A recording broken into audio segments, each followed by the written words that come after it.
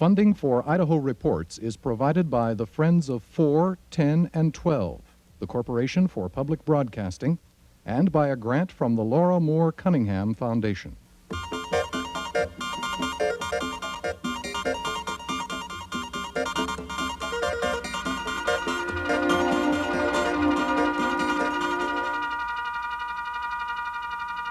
Good evening. Mark Johnson is not feeling well today. I'm Jean McNeil. Officials are still trying to find out today who mislabeled a shipment of toxic wastes sent to the Envirosafe dump site at Grandview last month. A shipping manifest identified each of the 39 barrels as containing less than 500 parts per million of the cancer-causing chemical PCB, when in fact some of them contained more than 6 times that much. The Environmental Protection Agency admits that the manifest was in error, but officials say they don't know yet who did it or whether it was intentional. The altered document is just the latest in a long series of controversies surrounding Envirosafe, controversies that last week led the Owyhee County Commission to call for a congressional investigation of EPA's handling of the dump site. We'll update the Envirosafe story tonight, beginning with producer Gary Richardson's look back at the events of the past year. It has been almost exactly a year since a weekend gully washer struck the Envirosafe hazardous waste dump in Owyhee County. Since then, a storm of controversy has continued to pour down on the site west of Grandview. The whole issue of a flood that occurred sometime on August 20th or the 22nd at the Envirosafe hazardous waste disposal site in Owyhee County has brought a great deal of concern on the part of citizens of Owyhee County and other areas. Congressman Craig also voiced concern that groundwater was discovered 180 feet beneath the site. In July, I began to question very strongly the feasibility of saying that there was no active or groundwater of which we should be concerned about at any reasonable level near the site. I think that in the last few days my concern has been confirmed in the fact that well drilling on the site has discovered groundwater at the 180-foot level, and that there are numerous irrigation wells around the area within visual distance of the site that pump abundant irrigation water from the 200 to 400-foot level. So it's very hard for me to believe that there is not surface or reasonable groundwater in the area that we have to be concerned about. That same day, on Idaho Reports, Owyhee Nugget editor Mick Hodges elaborated the concerns of local residents. You look at 180-foot groundwater, which again, people have been telling them that there was groundwater levels similar to that all around that thing for a number of years. Those missile silos are sunk down 160 foot. They're full of the most nightmarish brew of liquids known to man. The reaction of the acids, the assorted chemistry on that permeable concrete liner is unknown. So we've put this volume of chemicals 20 foot over our water level. I think they're going to find that water level closer to 150, 130 feet. So you've got these concrete silos sitting right in the water level. In November, following allegations of a former worker at the waste dump, the EPA uncovered hundreds of improperly buried barrels of liquid wastes, resulting ultimately in a $150,000 fine. In December, yet more violations were discovered, and operators of the site were fined another $43,000 for improperly handling PCBs. That same month, the Owyhee County Commissioners passed ordinances assessing disposal fees and hiring an inspector to oversee the site operations for the county.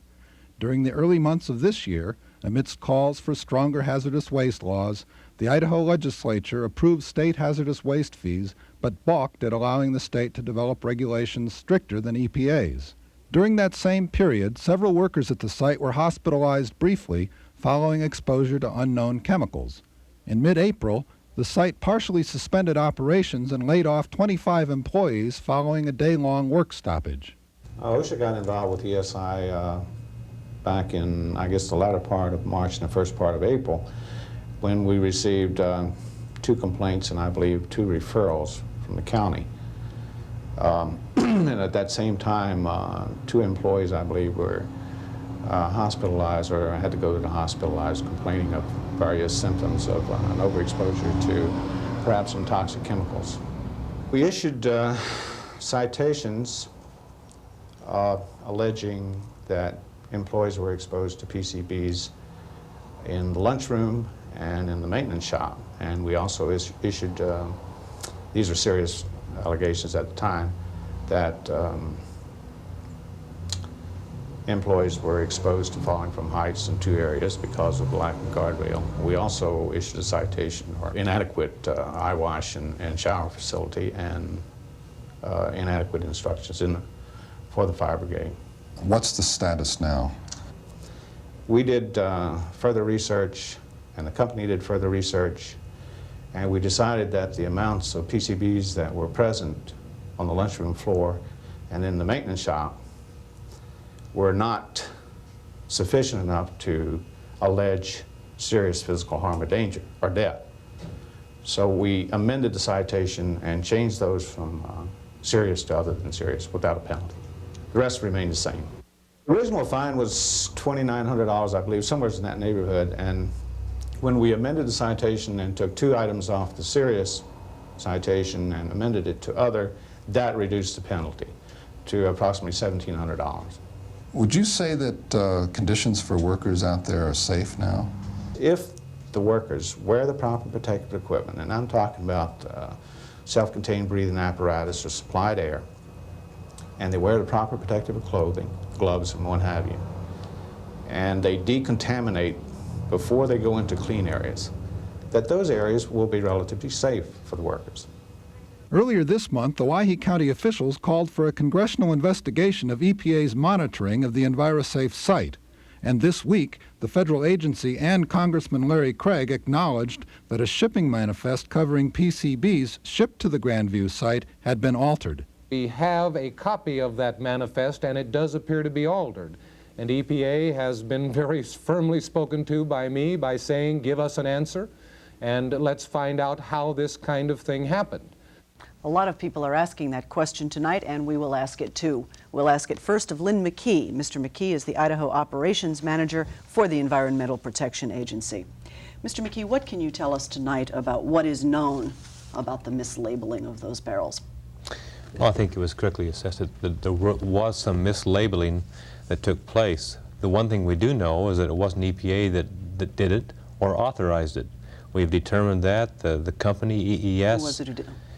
in Portland, our contractor, they admit, take all responsibility for that. They say under no circumstances did anyone from EPA at any time direct or authorize or even know that they changed those things and the manifest until after it occurred a couple of days. So that was the allegation that was originally made, and so we know that much. Now, why the manifest was changed, we don't have the answer to that question. I think it's been stated that the person responsible for that shipment, the contractor's representative, is on vacation out of town for right at the moment, or Yes, I believe the wires not available anyway, so that we would be able to determine that. So there really won't be any more information on that. Nothing that we can give at this time. We were very concerned about it because there was an allegation made that we were responsible for that, and of course we were very concerned. We found that wasn't true, and I agency with which you, a business with which the EPA contracts. Is that correct? I talked with the contractor, the person, the supervisor, the same individual Dr. Scott talked to, and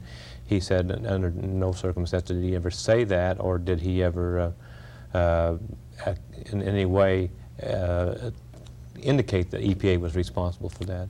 Is there any indication at this point that you're aware of as to whether this was an accident or whether it might have been done intentionally? I'm sure it was probably an accident. I can't imagine them doing it intentionally. They would have nothing to gain from it. As the person that I talked to from EES explained, he said doesn't know either, but he said there's a possibility that they didn't know for sure. There were 4 tanks apparently in Alaska they drained this oil from, and they think that the contractor misunderstood, and he thought all the barrels, all the drums in the one container, all 39 drums, came from tank 1, when in fact some of them came from a different tank.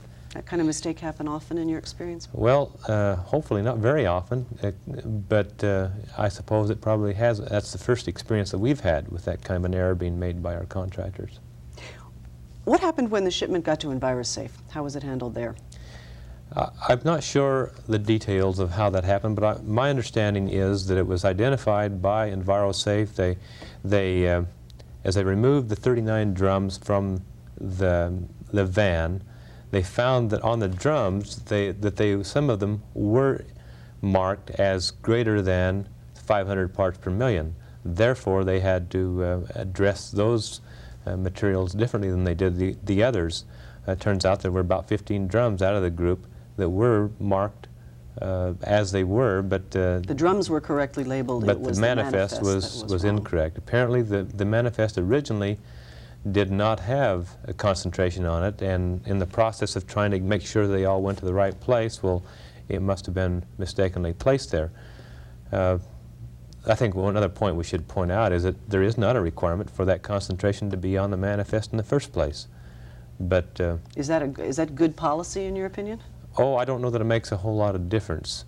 There's an advantage in having it on the manifest because it helps the people who are handling the paperwork to know in advance what they're receiving and what concentrations they are.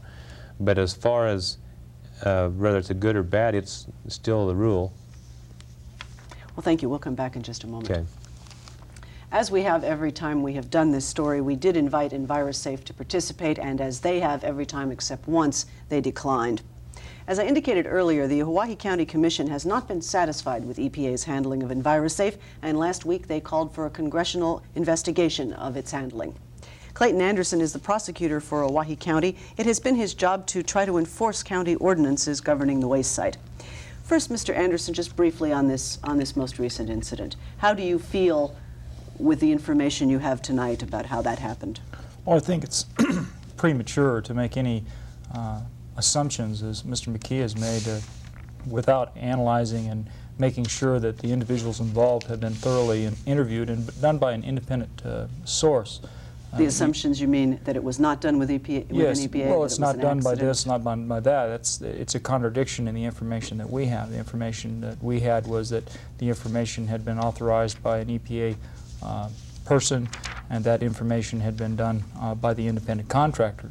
Now we're told something that's different, that just clouds the issue and makes it more apparent that this particular instance needs to be independently investigated. Since it potentially may involve a criminal matter, I think the U.S. Attorney General's office in that state would be the responsible entity to oversee some type of an investigation to not only vindicate if that's necessary to do so, but also to consider prosecution if that's also required.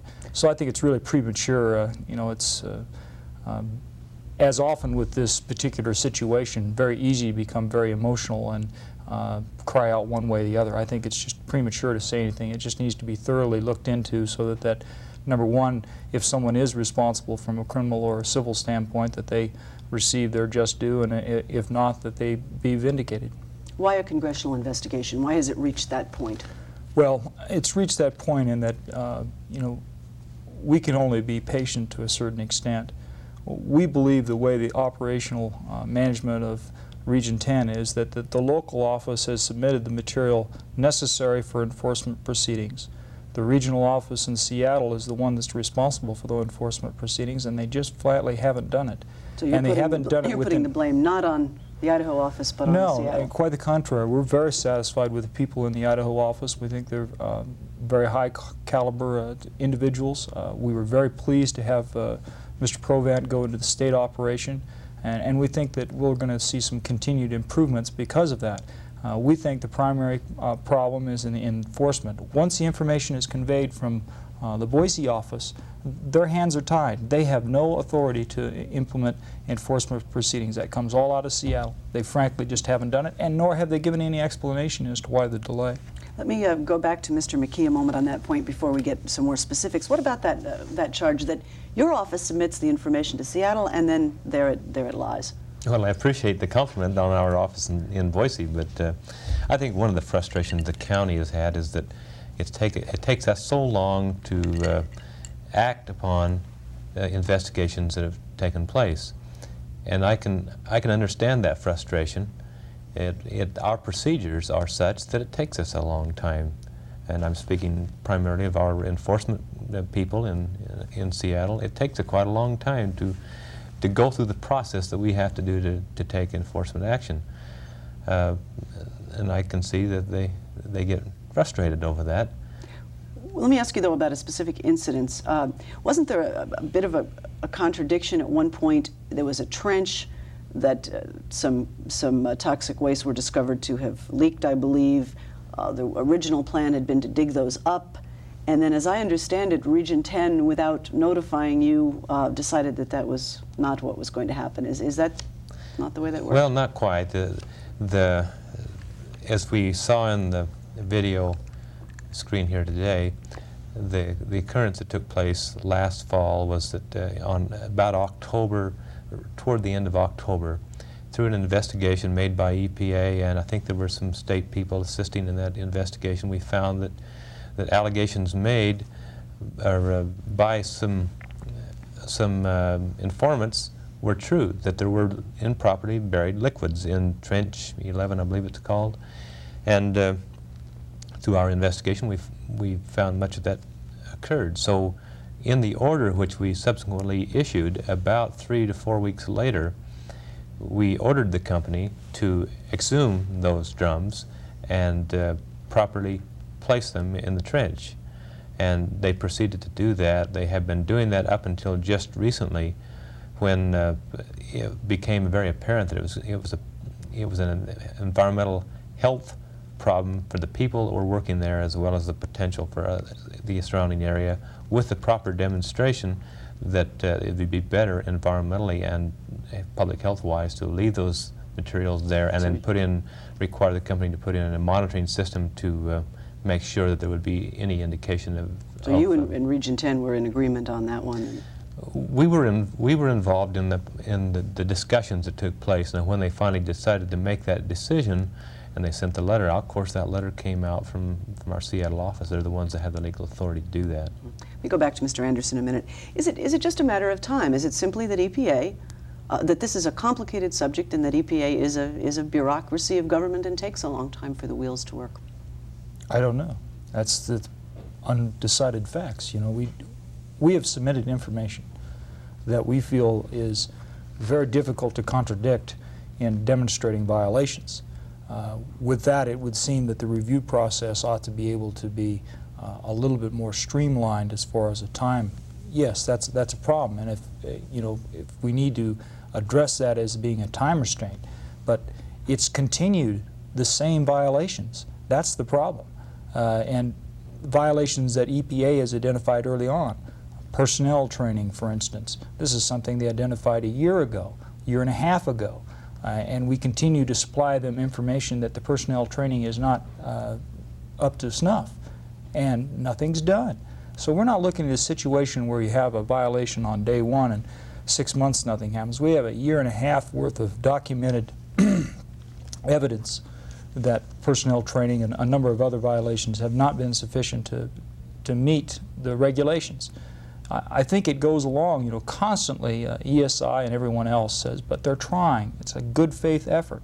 It's just not good enough in hazardous waste. We're not dealing with something that is potentially dangerous. It is dangerous. And so it doesn't matter how hard you try, it's whether or not you abide by the rules. They're the ones that chose to go into this type of business. If they don't be in that business the correct way, they ought to get out of it. Thank you. We'll come back to both of you gentlemen in just a moment. Although the Environmental Protection Agency has the responsibility for enforcing federal laws governing toxic wastes, it is the state that does much of the actual monitoring at Envirosafe. Steve Provant is with the Division of Environment in the State Department of Health and Welfare. He came to that position recently, as Mr. Anderson indicated a moment ago, from the EPA in Idaho. Mr. Provant, let me ask you first. Governor Evans has said at one point that the State Department, the Department of Health and Welfare, has also been hampered in its attempts to monitor the situation at Envirosafe. I think, to quote him, he said he understands the way Owyhee County feels. We've been frustrated too. Is that in your judgment a correct assessment of the situation? Well, I think when he made that statement, I was an EPA or working with the Idaho Operations Office. So I think... Since you've been there, have you been frustrated? Yes. I think the frustrations are getting less. I think the state office, the Division of Environment, is getting more active. We've had somebody on the site weekly since last December. We are in the process of filling a position for a full-time inspector at ESI. We've implemented the trip permit now for hazardous wastes that are transported across the highways in Idaho. We now have gotten a first payment from the ESI with regard to the tax that the state legislature imposed on the site, which is in addition to the one that Owyhee County has. We're looking at going to public hearing with our hazardous waste regulations in the 20th of September.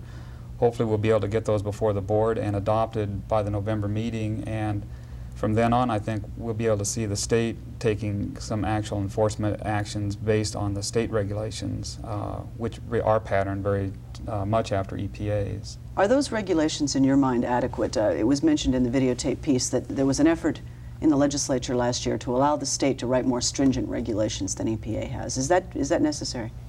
I think in some cases they could be somewhat more stringent, but and in fact there are a couple of cases where the legislature actually passed laws that made them more stringent, in that the industries or the facilities have to report quarterly. EPA only requires that they report every 2 years on the quantities of hazardous waste. So that's one area where actually we are more stringent. But I think that the regulations, if they're properly enforced, are adequate. Let me go back to Mr. Anderson and ask him, how about the state's effort? Have you been satisfied with, are you encouraged by the things that Mr. Provent is saying? We're encouraged by Mr. Provent's presence because we believe him a competent individual. No, we're not pleased with the state's action.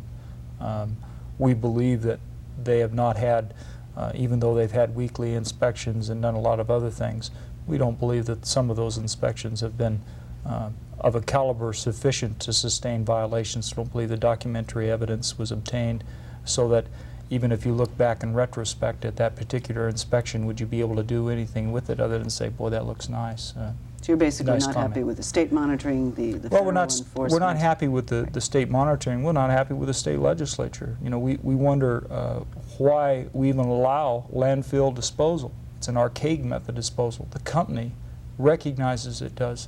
All the experts recognize that it is. It's incredible that we're allowing it to happen.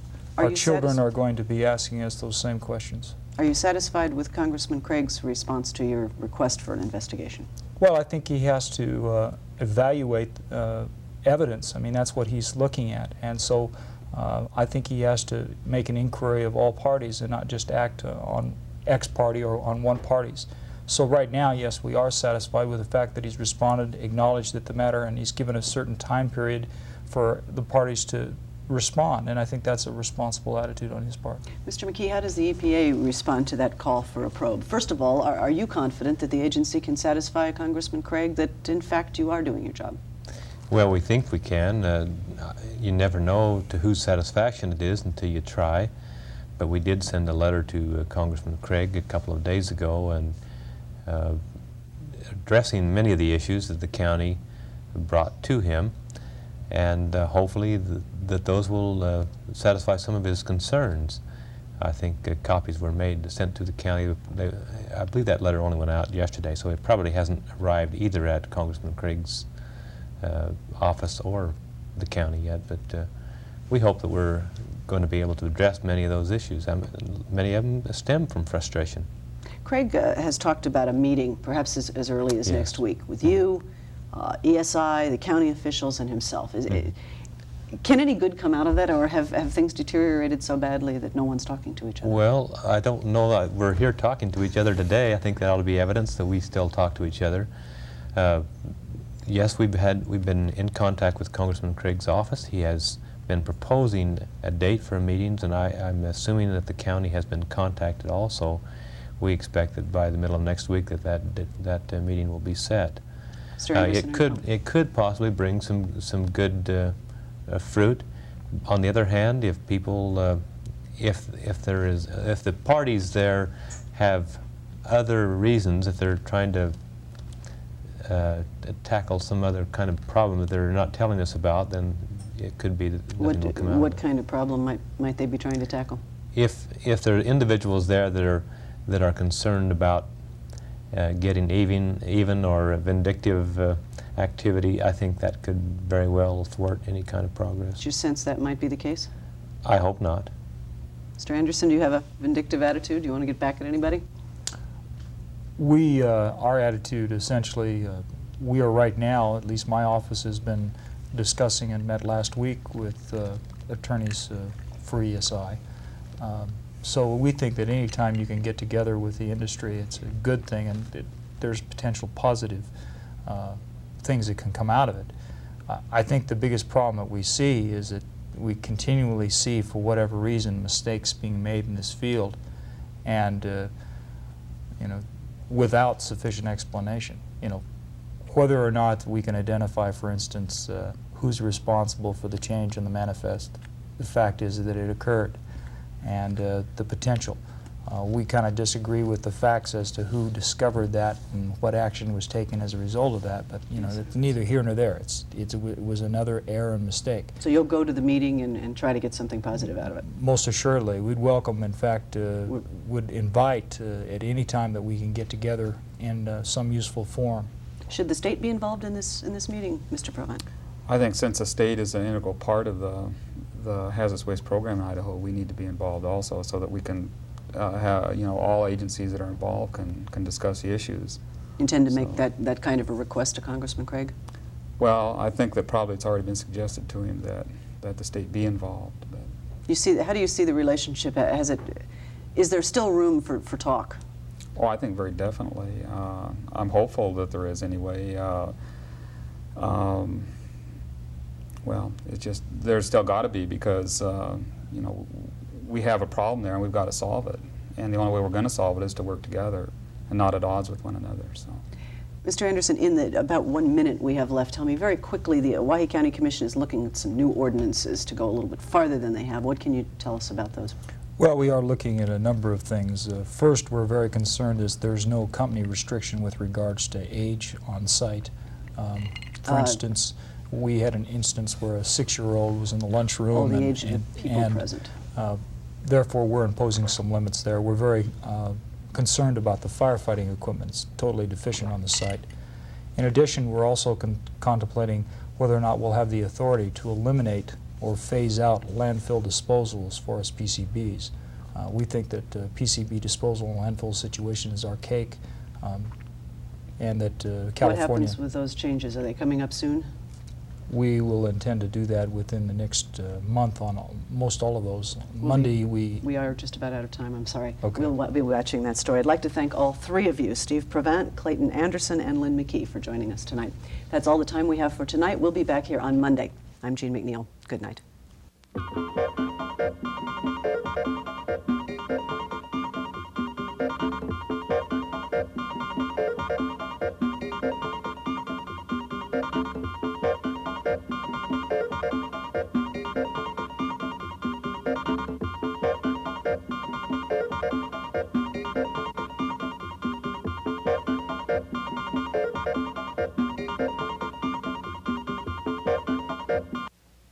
Funding for Idaho Reports is provided by the Friends of 4, 10, and 12, the Corporation for Public Broadcasting, and by a grant from the Laura Moore Cunningham Foundation.